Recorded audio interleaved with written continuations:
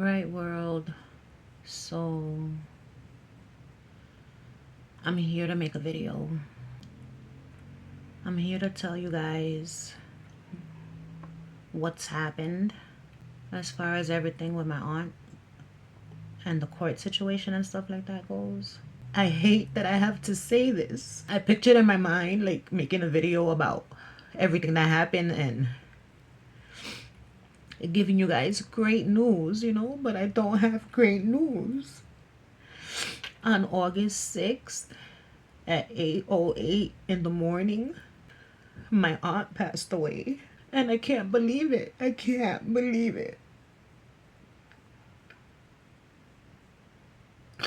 I can't believe it. This is not the way that everything was supposed to happen. She passed away on August 6th, and on August 7th was the last court hearing. They canceled it. They canceled all of it. So there's no more proceedings because I have filed for Article 81, which is legal guardianship of my aunt. And when she passed away, since she's not here, they said just fuck everything and it's all over. I just cannot believe that she's gone. I can't believe it. It's been 1 week and 1 day since she passed away. So she had been in the nursing home for rehabilitation since March 20th was the day she got there. And that same day was the first day that I was able to go see her after the judge gave me visitation rights. And so I was able to see her from March 20th all the way until now. Well, till last week. So by me doing this whole court stuff, like the Article 81, fighting for legal guardianship of her, like the only thing that came out of that was that I was able to see her and able to spend time with her for the last, what I didn't know was going to be the last 4 months of her life. 4 months and a little bit more than 4 months. The judge was on her way to appointing like a financial guardian for my aunt's stuff. And I know that I wasn't going to win, I know that they weren't going to give me guardianship of her, but I knew that they weren't going to give it to her piece of shit fucking husband who is still walking and breathing when he should be the one that's not here. Not my aunt. She should still be here. He should be fucking like just dead. You know what I'm saying? Like he should not be breathing. Why? So the judge, I know she wasn't gonna give it to either one of us, but it would have been an outside party, like a lawyer or something. And then like there was a temporary legal guardian who was just so fucking, I don't know, like, oh God, nothing should have turned out this way. It should have turned out so differently.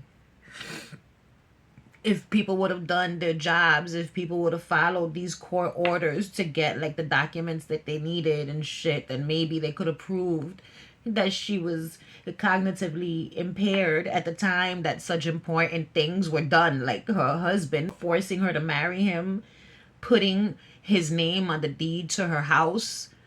You know what I'm saying? This house that me and my sisters and my brothers, we all grew up in this house. It was like our childhood home. We lived on the first floor. My grandparents and my aunt lived on the top floor.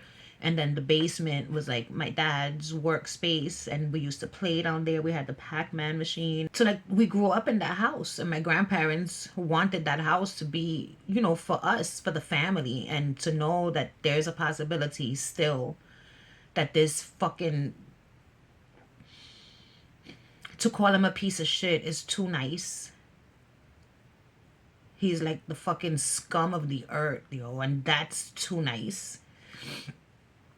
To know that he might just end up with my family's home. Not that we want the house. We don't want the fucking house. That house is tainted. It's been tainted since the moment he walked his dingy ass into it.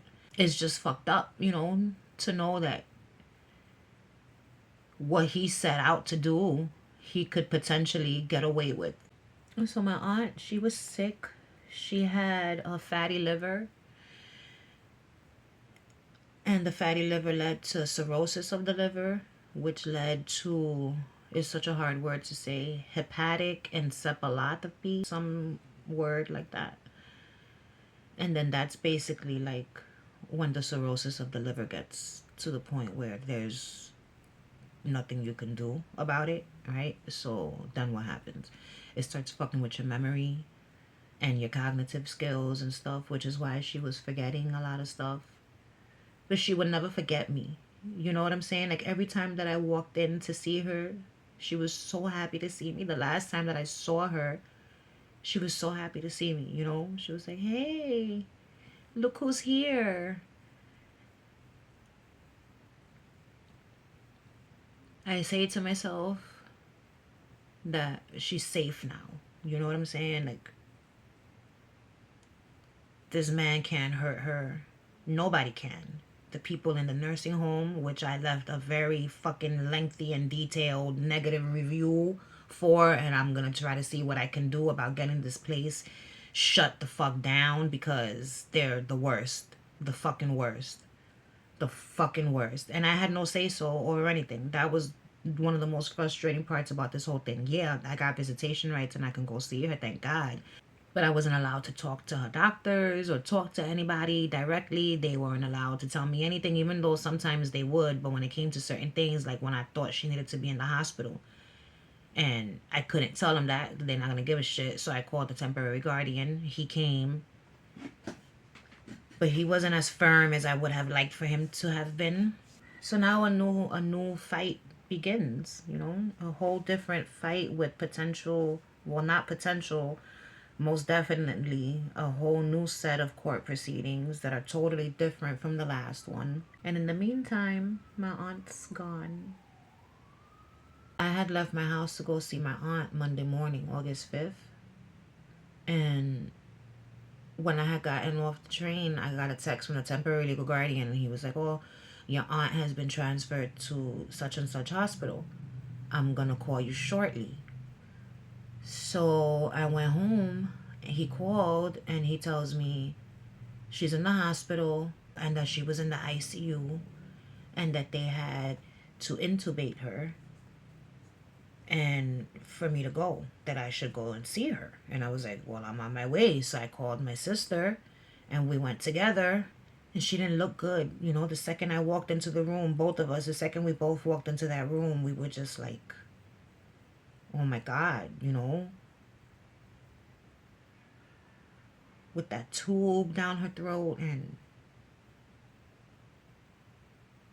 there was another tube in her nose that was like sucking out like acid buildup in her stomach. The doctors were telling us that they were going to be giving her, you know, medications. They just needed to flush out the buildup of ammonia in her body. And so when we left, we didn't think, or we weren't expecting the worst. You know, we just weren't. We went home. We were worried, of course, but we weren't thinking that the next morning the unthinkable would happen. That night I went to sleep scared that I was going to get a phone call in the middle of the night from the temporary legal guardian, right? So when I woke up in the morning and I saw that I didn't get any calls in the middle of the night, I felt relief. You know what I'm saying? So then it was like 7 in the morning. I'm outside drinking a cup of coffee, smoking a cigarette. I had stopped smoking for 3.5 years, and last year when all of this happened, I started smoking cigarettes again. So I was out there smoking a cigarette, and the temporary guardian sent me a text for me to call him, and I got scared. My next door neighbor, my friend, she was outside leaving to work, and I was like, can you stay with me, because I'm scared to call him back. I don't know what he's gonna say. So I called him back. So he tells me they're transferring her from the hospital she's in now to the hospital she was in before, because she took a turn for the worst overnight, that they called him at 3 a.m., but that he wasn't going to call me at that time. You know, because they were telling him that they were going to take her to the hospital, so he just figured that he would call me in the morning and let me know that they were transferring her. So he tells me to call the hospital and find out if she's there yet, and what room she's in so that I can go and see her. And I said, okay.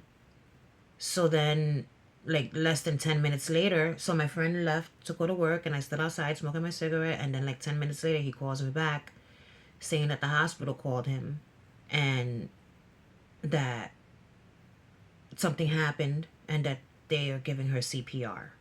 And he tells me to go immediately.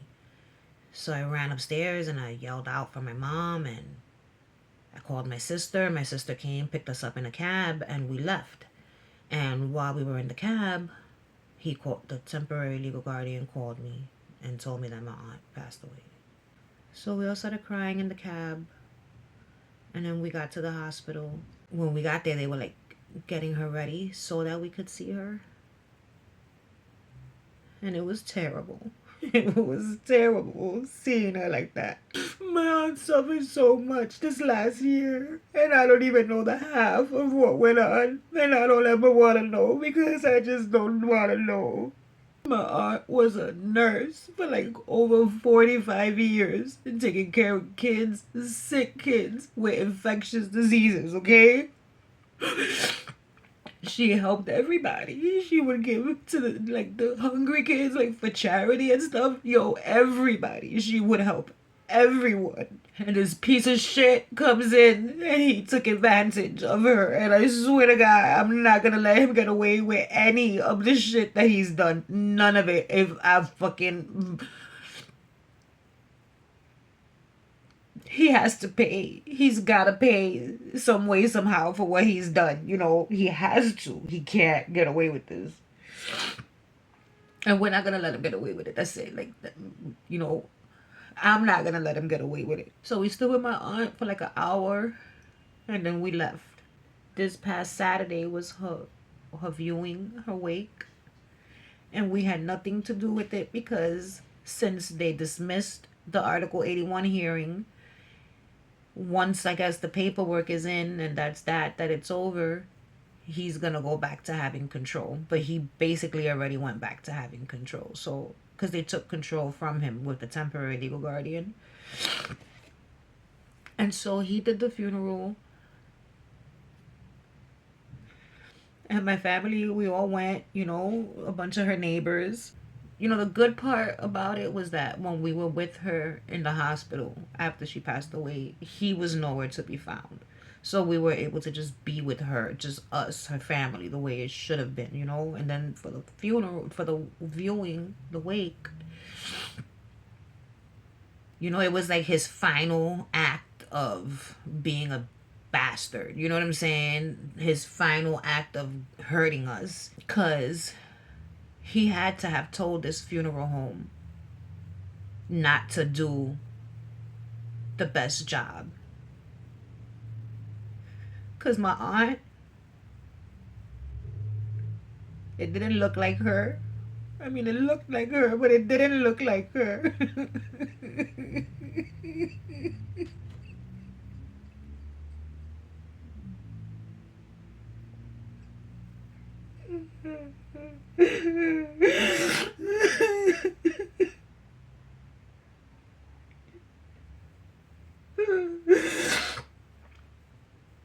He had her in a wedding dress. Okay, I don't think it was hers. It was like a rented one. There was blood on her dress, like where her hands are. I didn't see it. My sister saw it and she covered it with my aunt's hand. It was like a stain on the dress. They didn't comb her hair. They didn't comb her hair. They didn't even wash her hair. They didn't draw on her eyebrows. They didn't give her any blush. I don't even think that was lipstick that she had on. I don't know. All they did was like put foundation, and it was a terrible job. You know, it was a lot whiter than it should have been. And the casket it was white, and the inside was white, and it had stains all over. And the pillow that she had her head on didn't have a pillowcase. It was covered in plastic, and it had a big ass stain right in the middle where her head was. I couldn't believe it. I couldn't believe it. Instead of like putting 2 or 3 nice pictures of her, he put one picture of her from, I believe that was the picture from when she retired. And then one of the pictures was from when she was in the nursing home. Like, why would you put that picture? And then the picture that he puts inside the lid from the casket is a picture of the house. Like, if to say, you know, the house is mine. And it's mine because she married me, as you could see by the wedding dress that I have her in. My aunt wanted to be buried in Puerto Rico with her parents and my dad, her brother. But then my dad got married, so he ended up wanting to be cremated, and he stood with his wife, you know. And so the plan was that I would go in there with them, you know, when I die. And he's over here saying that he's gonna have her cremated. Well, he said this to one of my cousins. I didn't say one word to him, except when I put a hex on the whole damn place before I left. Or that's how it felt like anyway. He said he's gonna have her cremated, and then he's gonna spread her ashes in the ocean because that's what she wanted. That's not what she wanted. She wanted to be buried right here. I have it tattooed to my wrist. The the number of the plot where we're all supposed to be. So yeah, that's how this ended with my aunt being free from this man. So, you know, I guess I could say that my aunt won. You know, I kept praying that this hearing would go the best way for my aunt, you know, in the best way possible for her. And I kept praying for the Lord to keep her safe and to not let anybody hurt her in any shape, way, or form. And I guess this was the only way that the Lord could have done that, you know? I don't know. I don't know. But I'm glad that I went to the court, you know, because if I hadn't gone to the court, I wouldn't have been able to spend time with her these past 4 months, like 4.5 months. He didn't have any memorial cards out. And then when my family left, one of my friends stood behind with his mom. Immediately, he starts talking crap about all of us. So when we left, not only was he talking crap about us, but then he pulled out the cards. And my friend ended up taking two, one for me, one for my sister. He didn't write her proper name. He put her first name and then his 2 last names. And he got the year that she was born wrong. He put it 1 year ahead of what it should have been. So this is my aunt. A picture of her and I when I graduated from college. My sister and I made our own cards. They're not made yet. This was the first version, but I wanted it to be nicer. So this is the front and this is the back. But I did it over. This was like our first try. But I did it over, and I'll put pictures of her new memorial card in here so you guys could see it. You know, my aunt was so great. You know, she was my aunt. She was my godmother. She helped raise me. And I can't believe she's not here. I just can't believe it. I cannot believe it. But I know that she's here, you know, in spirit, her soul. And it brings me peace to know that she's with my dad and with my grandparents, her parents. My dad is her brother. And they must have been so happy to be all together again. My aunt, we're never going to forget her. Never, never, never, never, never.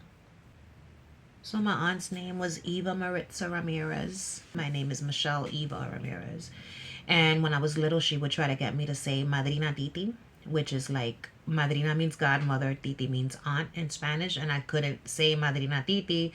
All I could say was Manini. And so that stood her new name, her nickname, forever. All my friends would call her Manini. My boyfriends would call her Manini. Everyone called her Manini.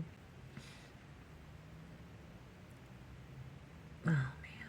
So everybody that, you know, would ask about my aunt and how she was doing and stuff, I just want to say thank you for caring about my aunt and her well-being. I find it crazy that August 6th of 2023 was the day that we first found out that my aunt was in the hospital.